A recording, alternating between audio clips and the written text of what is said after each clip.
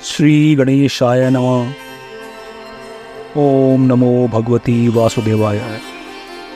श्रीमद् भागवत पुराण कथा द्वितीय स्कंद अथ पंचमोध्याय। सृष्टि वर्णन। नारद जी ने पूछा, पिताजी, आप केवल मेरे ही नहीं सबके पिता, समस्त देवताओं के सृजनकर्ता एवं सर्वश्रेष्ठ हैं। आपको मेरा प्रणाम है। आप मुझे वह ज्ञान दीजिए जिससे आत्म तत्व का साक्षात्कार हो जाता है। पिताजी, इस संसार का क्या लक्षण है? इसका आधार क्या है? इसका निर्माण किसने किया है? इसका प्रलय कैसे होता है? यह किसके अधीन है? और वास्तव में यह है क्या वस्तु? आप इसका तत्व बतलाइए। आप तो यह सब कुछ जानते हैं, क्योंकि जो कुछ हुआ है, हो रहा है या होगा, उसके स्वामी आप ही हैं। यह सारा संसार हथेली पर रखे हुए आंवले के समान है। यह आपकी ज्ञान दृष्टि के अंतर्गत ही है। पिताजी, आपको यह ज्ञान कहाँ से मिला? आप किसके आधार पर ठहरे हुए हैं? आपका स्वामी कौन है और आपका स्वरूप क्या है? आप अकेले ही अपनी माया से पंचभूतों के द्वारा प्राणियों की सृष्टि कर लेते हैं। कितना अद्भुत है! जैसे मकड़ी अनायास ही अपने मुंह से जाला निकालकर उसमें खेलने लगती है, वैसे ही आप अपनी शक्ति के आश्रय से जीवों को अपने में ही उत्पन्न करते हैं, और फिर भी आप में कोई विकार नहीं होता। जगत में नाम, रूप और गुणों से जो कुछ जाना जाता है, उसमें मैं ऐसी कोई सत, असत, उत्तम, मध्यम या अदम वस्तु नहीं देखता जो आपके सिवा और किसी से उत्पन्न हुई हो।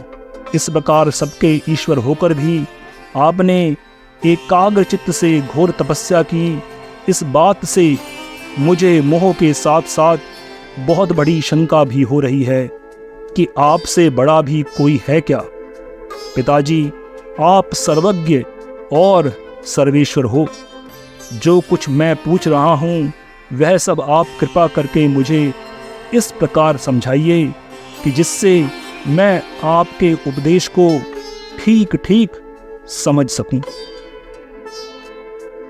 ब्रह्मा जी ने कहा, बेटा नारद, तुमने जीवों के प्रति करुणा के भाव से भरकर यह बहुत ही सुंदर प्रश्न किया है, क्योंकि इससे भगवान के गुणों का वर्णन करने की प्रेरणा मुझे प्राप्त हुई है। तुमने मेरे विषय में जो कुछ कहा है वह कथन भी असत्य नहीं है, क्योंकि जब तक मुझसे परे का तत्व जो स्वयं भगवान ही है जान नहीं लिया जाता, तब तक मेरा ऐसा ही प्रभाव प्रतीत होता है। जैसे सूर्य, अग्नि, चंद्रमा, ग्रह, नक्षत्र और तारे उन्हीं के प्रकाश से प्रकाशित होकर जगत में प्रकाश फैलाते हैं, वैसे ही मैं भी उन्हीं स्वयं प्रकाश भगवान के चिन्मय प्रकाश से प्रकाशित होकर संसार को प्रकाशित कर रहा हूँ। उन भगवान वासुदेव की मैं वंदना करता हूँ और ध्यान भी, जिनकी दुर्जय माया से मोहित होकर लोग मुझे जगत गुरु कहते हैं।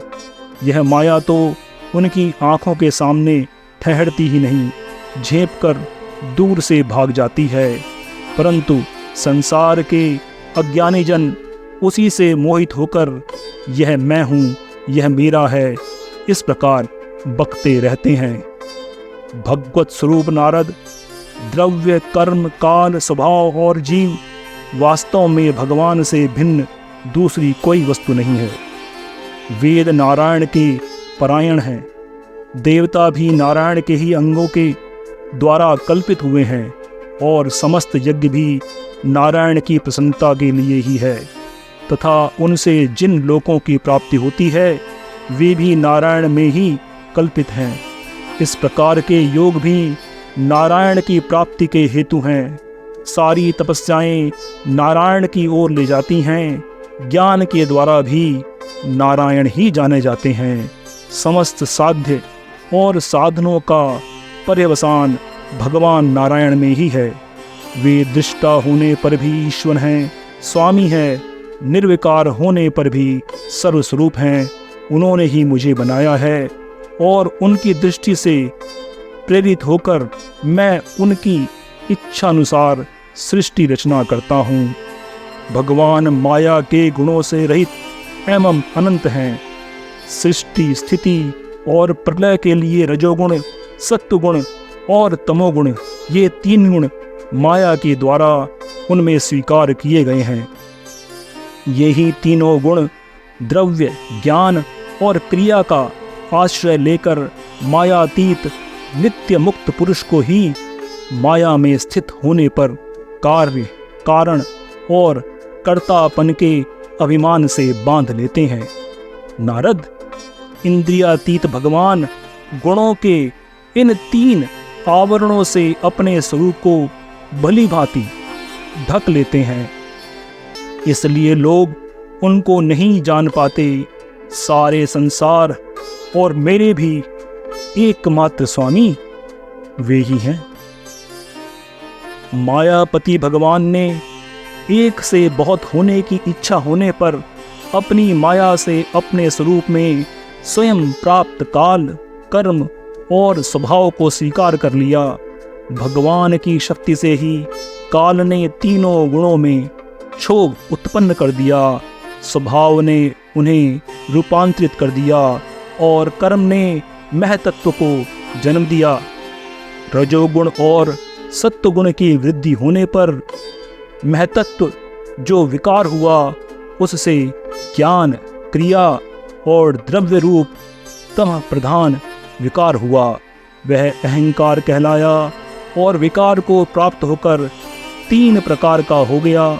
उसके भेद हैं वैकारिक, तेजस और तामस। नारद जी, वे क्रमशः ज्ञान शक्ति, क्रिया शक्ति और द्रव्य शक्ति प्रधान हैं। जब 5 महाभूतों की कारण रूप तामस अहंकार में विकार हुआ, तब उससे आकाश की उत्पत्ति हुई। आकाश की तन्मात्रा और गुण शब्द हैं। इस शब्द के द्वारा ही दृष्टा और दृश्य का बोध होता है। जब आकाश में विकार हुआ, तब उससे वायु की उत्पत्ति हुई। उसका गुण स्पर्श है। अपने कारण का गुण आ जाने से यह शब्द वाला भी है। इंद्रियों में स्फूर्ति, शरीर में जीवन शक्ति, ओज और बल इसी के रूप हैं। काल, कर्म और स्वभाव से वायु में भी विकार हुआ, उससे तेज की उत्पत्ति हुई। इसका प्रधान गुण रूप है। साथ ही इसके कारण आकाश और वायु के गुण, शब्द एवं स्पर्श भी इसमें है। तेज के विकार से जल की उत्पत्ति हुई। इसका गुण है रस। कारण तत्वों के गुण, शब्द, स्पर्श और रूप भी इसमें हैं। जल के विकार से पृथ्वी की उत्पत्ति हुई। इसका गुण है गंध। कारण के गुण कार्य में आते हैं। इस न्याय से शब्द, स्पर्श, रूप और रस, ये चारों गुण भी इसमें विद्यमान हैं। वैकारिक अहंकार से मन की और इंद्रियों के 10 अधिष्ठात देवताओं की भी उत्पत्ति हुई। उनके नाम हैं दिशा, वायु, सूर्य, वरुण, अश्विनी कुमार, अग्नि, इंद्र, विष्णु, मित्र और प्रजापति। तेजस अहंकार के विकार से स्रोत, त्वचा, नेत्र, जिह्वा और घ्राण, ये 5 ज्ञानेंद्रियां एवं वाक, हस्त, पाद, गुदा और जननेन्द्रिय, ये 5 कर्मेंद्रियां उत्पन्न हुई। साथ ही ज्ञान शक्ति रूप बुद्धि और क्रिया शक्ति रूप प्राण भी तेजस अहंकार से ही उत्पन्न हुए। श्रेष्ठ ब्रह्मविद, जिस समय ये पंचभूत इंद्रिय, मन और सत्व आदि तीनों गुण परस्पर संगठित नहीं थे, तब अपने रहने के लिए भोगों के साधन रूप शरीर की रचना नहीं कर सके। जब भगवान ने इन्हें अपनी शक्ति से प्रेरित किया, तब वे तत्व परस्पर एक दूसरे के साथ मिल गए और उन्होंने आपस में कार्य कारण भाव स्वीकार करके व्यष्टि समष्टि रूप पिंड और ब्रह्मांड दोनों की रचना की।